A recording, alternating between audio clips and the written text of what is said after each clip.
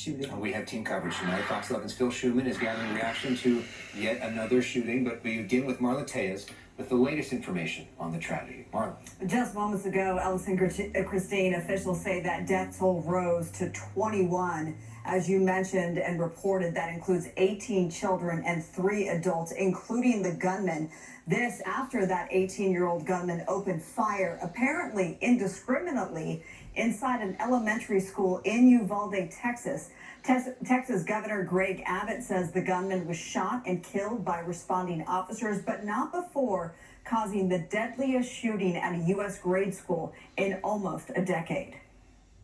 The shooter was Salvador Ramos, an 18-year-old male who resided in Uvalde. It's believed that he abandoned his vehicle and entered into the Robb Elementary School in Uvalde with a handgun, and he may have also had a rifle, but that is not yet confirmed according to my most recent report. Governor Abbott there, as you heard him report, identified the gunman as 18-year-old Salvador Ramos, a local resident of the border town of Uvalde, which is about 85 miles west of San Antonio.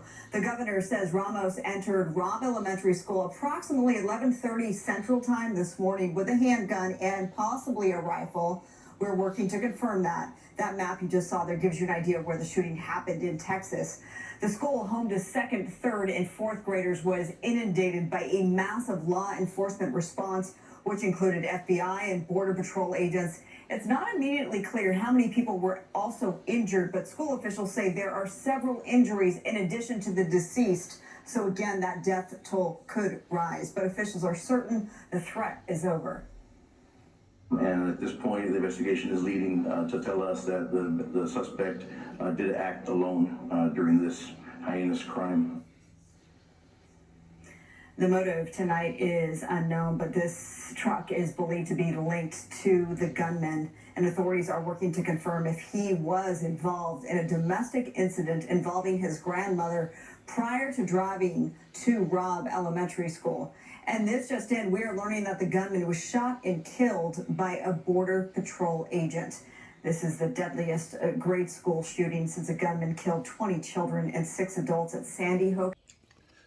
Prediction Central Podcast, hate me or love me, there's no in between. So, we got another shooting, mass shooting in Texas. Uvalde, Texas. It's kind of crazy. It's making somewhat sense, but no sense. The death toll now is 21 children and 3 teachers. This is it's sad how they doing these sacrifices. They trying to take out. You got mass shootings in Texas, mass shootings in Buffalo. You got monkeypox outbreaks right now.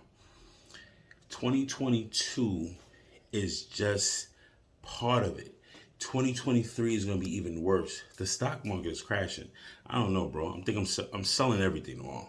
Like I might as well just come out even and just don't even buy the dip. The dip is fucking crazy. The dip is astronomical. I'm still gonna put calls and buy some puts and some calls, but I don't. The way it's looking, it don't look like it look like the bubble needs to pop. Then it's gonna take a couple of years to get shit back in. But the average, well, that's another story. But this shooting is fucking insane, B. 21 fucking children and 3 adults. This sounds like a sacrifice all the way through. This kid is a baby. He's 18 years old. Apparently he killed his grandmother, B. That's fucked up, man. They kill your nana, B. Nanas are everything, man. They hold everybody all the way down. This is the saddest shit I've ever heard in my life. And it's always during these fucking Democratic administrations. It's like, you're not going to get rid of the Second Amendment. You can't. We stood on that as Americans. Americans are standing on that. You have the right to bear arms. But see, if a law-abiding citizen was able to bear arms in a situation like that, which Texas, in a school, which they wanted to give the teachers certain guns, they should have been able to protect themselves. They should have been able to put this little nigga down, apparently, earlier. But they're sacrificing people, man. People are expendable. Whether you got MK Ultra, Manchurian Candidate theories, people are losing it and they're activating motherfuckers. I think they're activating motherfuckers from the get-go, bro. They want to see a full economic collapse. You got the diesel fuel hitting $7 around where I'm at over here in Yonkers. $7 a gallon. You know what that's going to do in June when they add more and they say, when they do less and they're going to say, all right, nigga, $8.50 a gallon, $9 a gallon, $10 a gallon.